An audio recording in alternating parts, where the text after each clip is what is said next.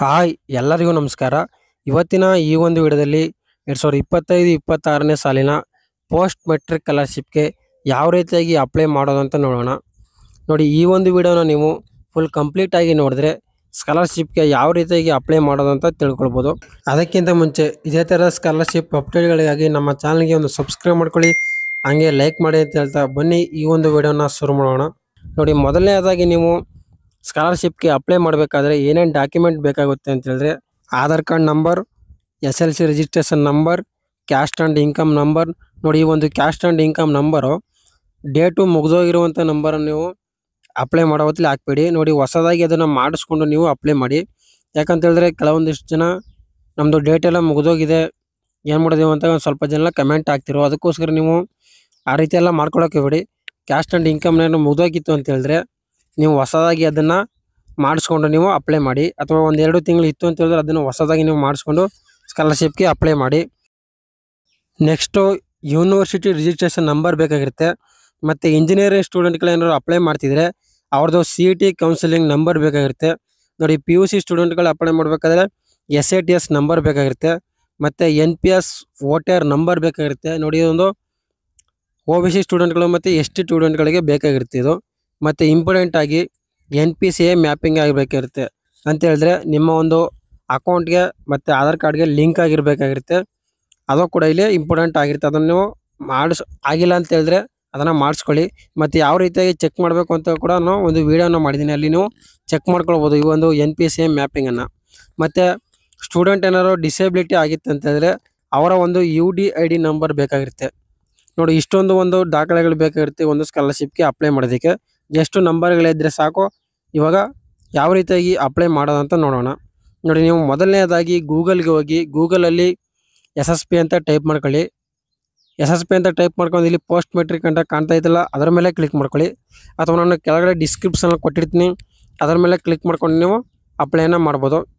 ನಂತರ ಇಲ್ಲಿ ನೀವು ಈ ರೀತಿ ಓಪನ್ ಆಗುತ್ತೆ. ಇಲ್ಲಿ ಅಕೌಂಟ್ ಏನಾದ್ರು ಕ್ರಿಯೇಟು ಮಾಡಿಲ್ಲ ಅಂತ ಹೇಳಿದ್ರೆ ಕ್ರಿಯೇಟ್ ಮಾಡ್ಕೊಳ್ಳಿ. ಆಲ್ಮೋಸ್ಟ್ ಎಲ್ಲ ಕ್ರಿಯೇಟ್ ಆಗಿರುತ್ತೆ ಅಂದ್ಕೊಳ್ತೀನಿ. ಅಕೌಂಟ್ ಎಲ್ಲ ಕ್ರಿಯೇಟ್ ಆಗಿರೋರು ಈ ಕಡೆ ಕಾಣ್ತಲ್ಲ, ಇದ್ರ ಮೇಲೆ ಕ್ಲಿಕ್ ಮಾಡಿಕೊಂಡು ID ಮತ್ತು ಪಾಸ್ವರ್ಡನ್ನು ಹಾಕ್ಕೊಂಡು ನೀವಿಲ್ಲಿ ನಿಮ್ಮ ಒಂದು ಅಕೌಂಟ್ಗೆ ಲಾಗಿನ್ ಮಾಡ್ಕೊಳ್ಳಿ. ಲಾಗಿನ್ ಮಾಡ್ಕೊಂಡ ನಂತರ ಇಲ್ಲಿ ಯಾರು ಮೊದಲನೇದಾಗಿ ಇವಾಗ SSP ಸ್ಕಾಲರ್ಶಿಪ್ಗೆ ಅಪ್ಲೈ ಮಾಡ್ತಿರೋರು KYCಯನ್ನು ಮಾಡಬೇಕಾಗಿರುತ್ತೆ. ನೋಡಿ, ಇಲ್ಲಿ ಇವಾಗ ಮೊದಲನೇದಾಗಿ ನೀವು KYC ಮೇಲೆ ಕ್ಲಿಕ್ ಮಾಡ್ಕೊಳ್ಳಿ. ಕ್ಲಿಕ್ ಮಾಡ್ಕೊಂಡ ನಂತರ ಕ್ಲಿಕ್ ಫಾರ್ KYC ಅದರ ಮೇಲೆ ಕ್ಲಿಕ್ ಮಾಡ್ಕೊಳ್ಳಿ. ನಂತರ ಒಂದು ಪೇಜ್ ಓಪನ್ ಆಗುತ್ತೆ. ಅದರಲ್ಲಿ ನಿಮ್ಮ ಒಂದು ಆಧಾರ್ ಕಾರ್ಡ್ ನಂಬರನ್ನು ಹಾಕಿ, ನಂತರ ಒಂದು ಕೆಳಗಡೆ ಕಾಣ್ತಕ್ಕಂಥ OTP ಮೇಲೆ ಕ್ಲಿಕ್ ಮಾಡ್ಕೊಳ್ಳಿ. ನಂತರ ನಿಮ್ಮ ಆಧಾರ್ ಕಾರ್ಡಲ್ಲಿ ಲಿಂಕ್ ಆಗಿರುವಂಥ ಮೊಬೈಲ್ ನಂಬರ್ಗೆ ಒಂದು OTP ಬರುತ್ತೆ. ಆ OTPಯನ್ನು ಎಂಟರ್ ಮಾಡ್ಕೊಳ್ಳಿ. ನಂತರ ಪ್ರೊಸೀಡ್ ಸಬ್ಮಿಟ್ ಮೇಲೆ ಕ್ಲಿಕ್ ಮಾಡ್ಕೊಳ್ಳಿ. ಕ್ಲಿಕ್ ಮಾಡ್ಕೊಂಡು ನಂತರ ಡೈರೆಕ್ಟಾಗಿ ನಿಮ್ಮ ಅಕೌಂಟಿಗೆ ಬರುತ್ತೆ. ಬಂದ ನಂತರ ಅದರಲ್ಲಿ ನಿಮ್ಮದು ಫೋಟೋ ಕಾಣುತ್ತೆ, ಆಧಾರ್ ಕಾರ್ಡಲ್ಲಿರುವಂಥ ಫೋಟೋ. ಬಂದ ನಂತರ ಅದರಲ್ಲಿ ಡಿಸ್ಪ್ಲೇ ಫೋಟೋ ಕರೆಕ್ಟ್ ಮೇಲೆ ಕ್ಲಿಕ್ ಮಾಡ್ಕೊಳ್ಳಿ, ಕರೆಕ್ಟಾಗಿದೆ. ನಂತರ ಸೇವ್ ಮೇಲೆ ಕ್ಲಿಕ್ ಮಾಡ್ಕೊಳ್ಳಿ. KYC ಸೇವ್ ಆಗುತ್ತೆ. ಸೇವ್ ಆದ ನಂತರ ಇವಾಗ ನಾವು ಸ್ಕಾಲರ್ಶಿಪ್ಗೆ ಅಪ್ಲೈ ಮಾಡ್ಬೋದು. ಇವಾಗ ನಾವು ಇಲ್ಲಿ ಕಾಣ್ತಾ ಇತ್ತಲ್ಲ apply for post matric scholarship, ಅದರ ಮೇಲೆ ಕ್ಲಿಕ್ ಮಾಡ್ಕೊಳ್ಳಿ. ಕ್ಲಿಕ್ ಮಾಡ್ಕೊಂಡ ನಂತರ ಇಲ್ಲಿ 5 ಸ್ಟೆಪ್ಗಳಿರುತ್ತೆ. ಈ ಒಂದು ಸ್ಕಾಲರ್ಶಿಪ್ ನಾವು ಅಪ್ಲೈ ಮಾಡಬೇಕಾದ್ರೆ ಈ ಒಂದು 5 ಸ್ಟೆಪ್ಗಳನ್ನ ನಾವು ಫಿಲ್ ಮಾಡಿ ಸ್ಕಾಲರ್ಶಿಪ್ಗೆ ಅಪ್ಲೈ ಮಾಡ್ಬೋದು. ಮೊದಲನೇದಾಗಿ ಇಲ್ಲಿ ಮೊದಲನೇ ಸ್ಟೆಪ್ಪನ್ನು ಓಪನ್ ಮಾಡಿಕೊಂಡ್ರೆ ಅದರಲ್ಲಿ SSLC ಡೀಟೇಲ್ಸನ್ನು ಕೇಳುತ್ತೆ. ಮೊದಲನೇದಾಗಿ ನೋಡಿ, ಇಲ್ಲಿ SSLC, CBSE, ICSE ಅಂತ ಐತಲ್ಲ, ಅದರಲ್ಲಿ ನಿಮ್ದು ಯಾವುದಿದೆ SSLC ಮಾಡಿ SSLC, CBSE, ICSE ಓದಿದೆ ಯಾವುದು ಓದಿರ್ತೀರ ಅದನ್ನು ನೀವು ಕ್ಲಿಕ್ ಮಾಡಿಕೊಂಡ್ರು. ನೆಕ್ಸ್ಟು ಇಲ್ಲಿ SSLC ರಿಜಿಸ್ಟರ್ ನಂಬರನ್ನು ಹಾಕ್ಕೊಳ್ಳಿ. ಹಾಕೊಂಡ ನಂತರ ಗೆಟ್ ಡೇಟಾ ಮೇಲೆ ಕ್ಲಿಕ್ ಮಾಡ್ಕೊಳ್ಳಿ. ಕ್ಲಿಕ್ ಮಾಡಿಕೊಂಡ್ರೆ ಅಲ್ಲೇ ನಿಮ್ಮದು ಡೀಟೇಲ್ಸ್ ಬರುತ್ತೆ. ಆ ಡೀಟೇಲ್ಸನ್ನು ಚೆಕ್ ಮಾಡಿಕೊಂಡು ಸೇವ್ ಆ್ಯಂಡ್ ಪ್ರೊಸೀಡ್ ಮೇಲೆ ಕ್ಲಿಕ್ ಮಾಡ್ಕೊಳ್ಳಿ.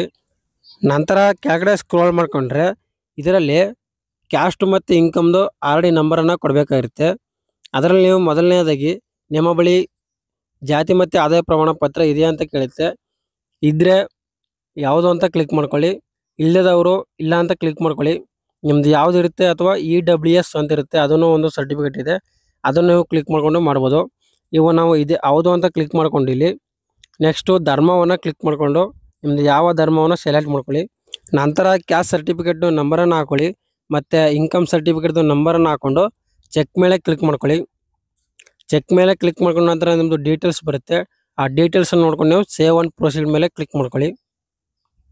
ನಂತರ ಕೆಳಗಡೆ ಸ್ಕ್ರೋಲ್ ಮಾಡ್ಕೊಂಡ್ರೆ ಡಿಸೇಬಿಲಿಟಿ ಡೀಟೇಲ್ಸ್ ಬರುತ್ತೆ. ಸ್ಟೂಡೆಂಟ್ ಏನೋ ಡಿಸೇಬಿಲಿಟಿ ಆಗಿತ್ತು ಅಂತ ಹೇಳಿದ್ರೆ ಹೌದು ಅಂತ ಕ್ಲಿಕ್ ಮಾಡ್ಕೊಳ್ಳಿ.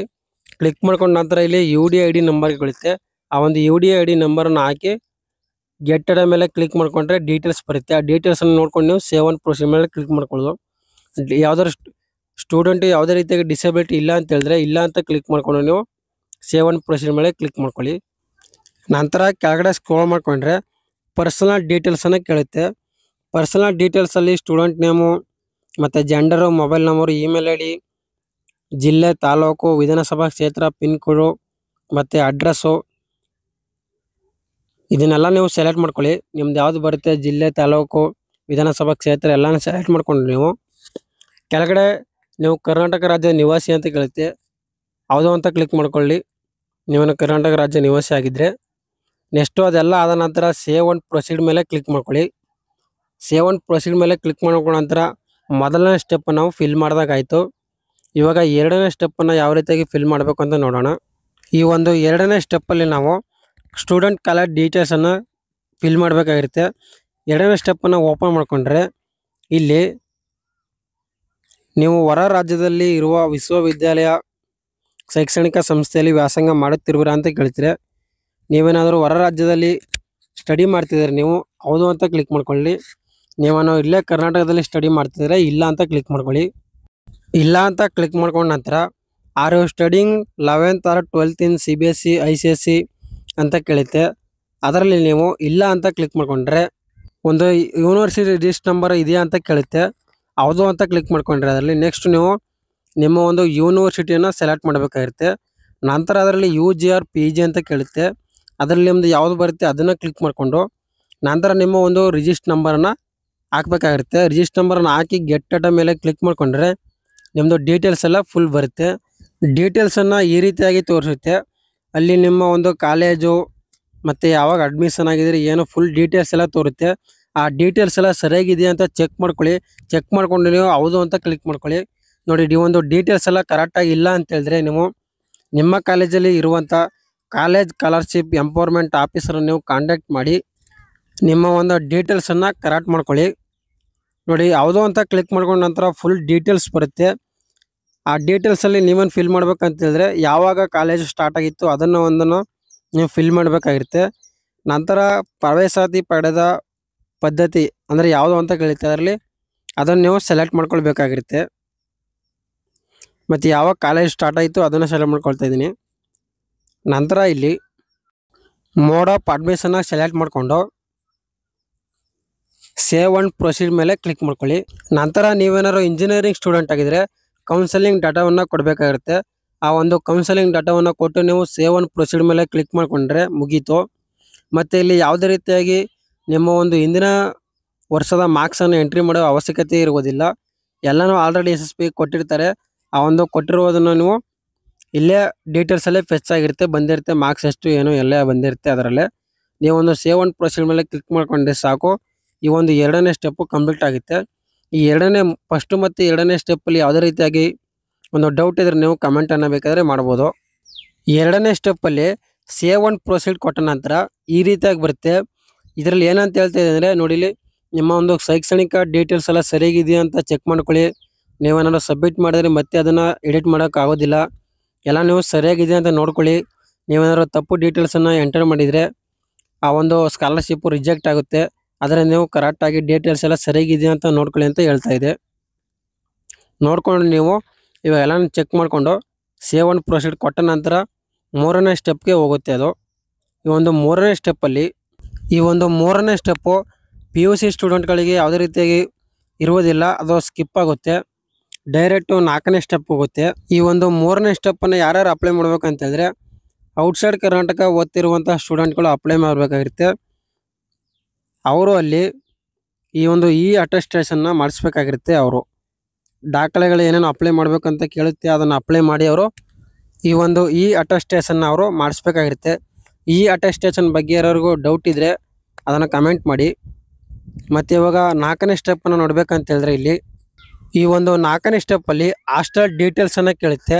ನೀವೇನಾದರೂ ಡೇ ಸ್ಕಾಲರ್ ಆಗಿದ್ರೆ ಹೌದು ಅಂತ ಕ್ಲಿಕ್ ಮಾಡ್ಕೊಳ್ರಿ.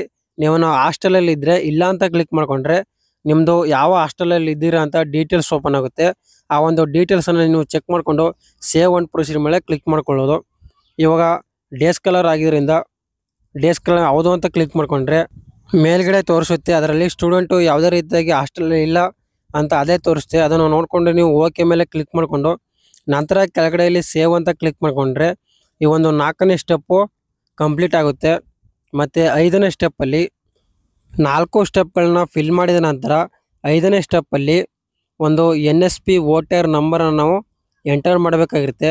ಈ ಒಂದು NSP ವೋಟರ್ ನಂಬರ್ ಅಂದೇನು, ಅದನ್ನು ಯಾವ ರೀತಿಯಾಗಿ ರಿಜಿಸ್ಟ್ರೇಷನ್ ಮಾಡ್ಬೋದು ಅಂತ ನಾವೊಂದು ವೀಡಿಯೋವನ್ನು ಮಾಡಿದ್ದೀನಿ. ಆ ಒಂದು ವೀಡಿಯೋವನ್ನು ನೋಡ್ಕೊಂಡು ನೀವು ಈ ಒಂದು ವೋಟರ್ ನಂಬರನ್ನು ರಿಜಿಸ್ಟ್ರೇಷನ್ ಮಾಡ್ಕೊಳ್ಬೋದು. ಯಾರು ರಿಜಿಸ್ಟ್ರೇಷನ್ ಮಾಡಿಲ್ಲ ಅವರು ಹೋಗಿ ರಿಜಿಸ್ಟ್ರೇಷನ್ನ ಮಾಡ್ಕೊಳ್ಳಿ. ಕಡ್ಡಾಯವಾಗಿ ಒಂದು ರಿಜಿಸ್ಟ್ರೇಷನ್ ನಂಬರನ್ನು ಹಾಕಲೇಬೇಕಾಗಿರುತ್ತೆ. ಈ ಒಂದು ರಿಜಿಸ್ಟ್ರೇಷನ್ ನಂಬರನ್ನು ನಾವು ಎಂಟರ್ ಮಾಡಿಕೊಂಡು ಸಬ್ಮಿಟ್ ಮೇಲೆ ಕ್ಲಿಕ್ ಮಾಡಿಕೊಂಡ್ರೆ ಮುಗೀತು. ವೋಟರ್ ನಂಬರನ್ನ ಹಾಕಿ ಸಬ್ಮಿಟ್ ಮೇಲೆ ಕ್ಲಿಕ್ ಮಾಡ್ಕೊಂಡ ನಂತರ ಪ್ರಿವ್ಯೂ ಆ್ಯಂಡ್ ಫೈನಲ್ ಸಬ್ಮಿಟ್ ಇರುತ್ತೆ. ಅಲ್ಲಿ ನೋಡ್ಕೊಳ್ಳಿ, ಇಲ್ಲಿ ಇದೇನಂತ ಹೇಳಿದ್ರೆ ಇದೇ ಇಂಪಾರ್ಟೆಂಟ್ ಆಗಿರುತ್ತೆ. ನೋಡಿ, ಇಲ್ಲಿ ತೋರಿಸಿಲ್ಲ ಅಂತ ಎಲ್ಲ ಡೀಟೇಲ್ಸ್ ಎಲ್ಲ ಸರಿಗಿದೆಯಾ ಚೆಕ್ ಮಾಡ್ಕೊಳ್ಳಿ ನೀವು. ಮತ್ತೆ ಸಬ್ಮಿಟ್ ಮೇಲೆ ಕ್ಲಿಕ್ ಮಾಡಿಕೊಂಡು ಸಬ್ಮಿಟ್ ಮಾಡಿಬಿಟ್ರೆ ಒಂದು ಸ್ಕಾಲರ್ಶಿಪ್ಗೆ ಮತ್ತೆ ಯಾವುದೇ ರೀತಿಯಾಗಿ ಎಡಿಟ್ ಆಪ್ಷನ್ ಇರೋದಿಲ್ಲ, ಮತ್ತೆ ಎಡಿಟನ್ನು ಮಾಡೋದಕ್ಕಾಗೋದಿಲ್ಲ. ನೀವು ಎಲ್ಲ ಡೀಟೇಲ್ಸ್ ಎಲ್ಲ ಸರಿಯಾಗಿದೆ ಅಂತ ಚೆಕ್ ಮಾಡಿಕೊಂಡು ನೀವು ಸಬ್ಮಿಟನ್ನು ಮಾಡಬೇಕಾಗಿರುತ್ತೆ. ಇನ್ನೂ ಸ್ಕಾಲರ್ಶಿಪ್ಗೆ ಲಾಸ್ಟ್ ಡೇಟ್ ಎಲ್ಲ ಇದೆ, ಲಾಸ್ಟ್ ಡೇಟ್ ಎಲ್ಲ ಮುಗ್ದಿಲ್ಲ. ನಿಧಾನವಾಗಿ ಒಂದು ಎಲ್ಲ ಡೀಟೇಲ್ಸ್ ಎಲ್ಲ ಸರಿಯಾಗಿದೆ ಅಂತ ನೋಡ್ಕೊಂಡು ನೀವು ಸಬ್ಮಿಟನ್ನು ಮಾಡ್ಕೊಳ್ಳಿ. ಲಾಸ್ಟ್ ಡೇಟು ಇನ್ನೂ ಇದೆ, ಲಾಸ್ಟ್ ಡೇಟು ಇನ್ನೂ ಮುಗ್ದಿಲ್ಲ. ಲಾಸ್ಟ್ ಡೇಟನ್ನು ಮುಗ್ದು ಮತ್ತೇನಾದ್ರು ಲಾಸ್ಟ್ ಡೇಟ್ ಎಕ್ಸ್ಟೆಂಡ್ ಆಯಿತು ಅಂತ ಹೇಳಿದ್ರೆ ನಮ್ಮ ಚಾನಲ್ಗೆ ನೀವು ಸಬ್ಸ್ಕ್ರೈಬ್ ಮಾಡ್ಕೊಂಡಿದ್ರೆ ನಮ್ಮ ಚಾನಲಲ್ಲಿ ಲಾಸ್ಟ್ ಡೇಟ್ ಬಗ್ಗೆ ಮಾಹಿತಿಗಳು ಬರ್ತಾ ಇರುತ್ತೆ. ನೋಡ್ಕೊಂಡು ನೀವು ಎಲ್ಲ ಡೀಟೇಲ್ಸ್ ಎಲ್ಲ ಸರಿಯಾಗಿದೆ ಅಂತ ಚೆಕ್ ಮಾಡ್ಕೊಂಡು ನೀವು ಹಾಕೊಳ್ಳಿ. ಸಬ್ಮಿಟ್ ಮಾಡ್ಕೊಂಡ್ರೆ ನೀವು ಮತ್ತೆ ಯಾವುದೇ ರೀತಿಯಾದ ಎಡಿಟ್ ಮಾಡುವಂಥ ಆಪ್ಷನ್ ಇರುವುದಿಲ್ಲ. ಆದ್ದರಿಂದ ಮತ್ತೆ ಹೇಳ್ತಿದ್ದೀನಿ, ಮತ್ತೆ ಎಲ್ಲನೂ ಡೀಟೇಲ್ಸ್ ಎಲ್ಲ ಚೆಕ್ ಮಾಡಿಕೊಂಡು ನೀವು ಸಬ್ಮಿಟನ್ನು ಮಾಡ್ಕೊಳ್ಳಿ. ಸಬ್ಮಿಟ್ ಮಾಡಿದ ನಂತರ ಯಾವುದೇ ರೀತಿಯಾದ ಎಡಿಟ್ ಆಪ್ಷನ್ ಇರುವುದಿಲ್ಲ. ಇಷ್ಟೇ, ಈ ರೀತಿಯಾಗಿ ಒಂದು SSB ಸ್ಕಾಲರ್ಶಿಪ್ಗೆ ಅಪ್ಲೈಯನ್ನು ಮಾಡ್ಬೋದು. ಅಪ್ಲೈ ಮಾಡುವುದರಲ್ಲಿ ಯಾವುದೇ ರೀತಿಯಾದ ಡೌಟ್ ಇದ್ದರೆ ನೀವು ಕಮೆಂಟನ್ನು ಮಾಡಿ. ಮತ್ತು ಈ ಒಂದು ವಿಡಿಯೋದಲ್ಲಿ ಇಷ್ಟ ಆಗಿತ್ತು. ಇದೇ ಥರದ ಸ್ಕಾಲರ್ಶಿಪ್ ಅಪ್ಡೇಟ್ಗಳಿಗಾಗಿ ಮುಂದೆ ಯಾವ ರೀತಿಯಾಗಿ ಸ್ಕಾಲರ್ಶಿಪ್ ಬರುತ್ತೆ ಏನು ಎಲ್ಲದ್ರ ಬಗ್ಗೆ ಅಪ್ಡೇಟ್ ಕೊಡ್ತಾ ಇರ್ತೀನಿ. ಅದಕ್ಕೋಸ್ಕರ ನಮ್ಮ ಚಾನಲ್ಗೆ ಒಂದು ಸಬ್ಸ್ಕ್ರೈಬ್ ಮಾಡ್ಕೊಳ್ಳಿ, ಹಂಗೆ ಲೈಕ್ ಮಾಡಿ ಅಂತ ಹೇಳ್ತಾ ಈ ಒಂದು ವಿಡಿಯೋನ ಮುಗಿಸ್ತಾ ಇದ್ದೀನಿ. Thanks for watching.